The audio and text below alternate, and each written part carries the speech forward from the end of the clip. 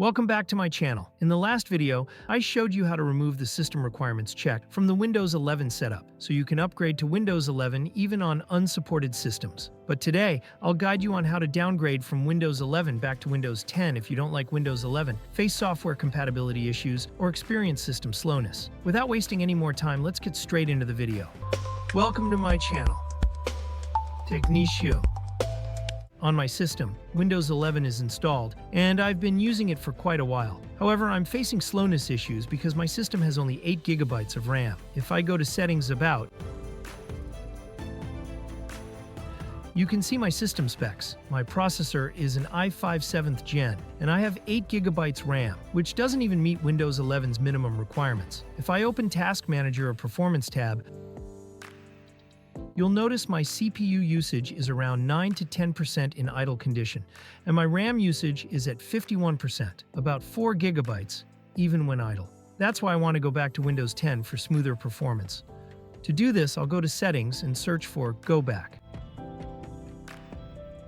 From the search results, I'll open the relevant option. Important note, this method only works if you upgraded to Windows 11 from Windows 10. If you did a clean install of Windows 11 and never had Windows 10 on this system before, you cannot downgrade this way.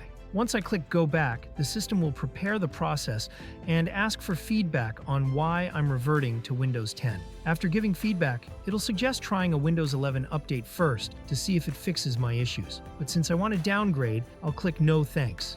Next, I'll see an informative screen explaining that. This process will take some time, and I won't be able to use the system during it. I must keep the system plugged in. If power cuts out, it could corrupt the OS, requiring a clean install. After downgrading, I'll need to reinstall any apps or programs I installed after upgrading to Windows 11. All settings will revert to how they were before the Windows 11 upgrade. It's recommended to back up my files. Though they should remain intact, it's better to be safe. After clicking Next, I'll get a warning. If I had a password set on Windows 10 before upgrading, I'll need that old password to log in after downgrading. If I changed or removed the password in Windows 11, it won't work. Only the original Windows 10 password will be valid. Finally, I'll see a thank you screen for trying Windows 11, with an option to return to Windows 11 later. Clicking Go Back to Windows 10 will restart the system.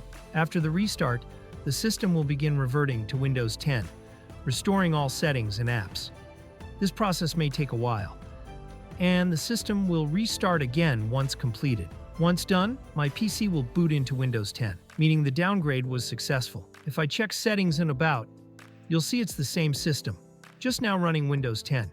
Checking Task Manager or Performance, you'll notice a clear difference. CPU usage is lower than before. RAM usage is now around 33%, 2 GB in idle, compared to 50%, 4 GB, on Windows 11. All my apps and files are intact, proving the downgrade worked without data loss. So this is how you can downgrade from Windows 11 to Windows 10 if you're facing issues. That's all for today. In the next video, I'll cover the best backup and cloning software to help you protect your data and avoid loss. Don't miss it. Make sure to subscribe to my YouTube channel, Technichio, and hit the bell icon so you never miss an update. Together, let's end tech tantrums. Thank you.